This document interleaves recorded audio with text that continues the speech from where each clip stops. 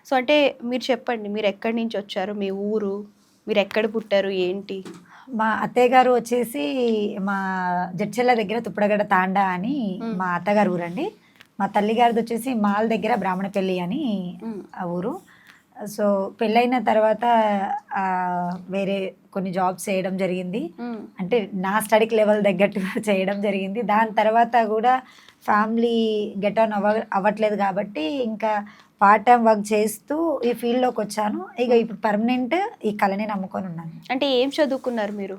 నేను inter చదువుకున్నానండి. Inter చదువుకున్నారు. చిన్న చిన్న జాబ్స్ చిన్న చేశారు. చిన్న జాబ్స్ అంటే మెడికల్ రిప్రజెంట్‌గా చేశాను. తర్వాత స్కూల్ టీచర్‌గా చేశాను. హ్మ్. దాని తర్వాత ట్యూషన్స్ చెప్పాను. హ్మ్. దాని తర్వాత ఈవెంట్ హ్మ్. కండక్ట్ చేసుకుంటూ వచ్చాను. అంటే మ్యారేజ్‌కి ముందు వరకు మీరు అసల స్టేజ్ పెర్ఫార్మన్సెస్ ఏం చేయలే. స్కూల్‌లో చేశాను. స్కూల్‌లో. అంటే 10థ్‌లో మ్యారేజ్ అయిపోయింది. హ్మ్. చాలా చిన్న ఏజ్‌లో మ్యారేజ్ అయిపోయింది.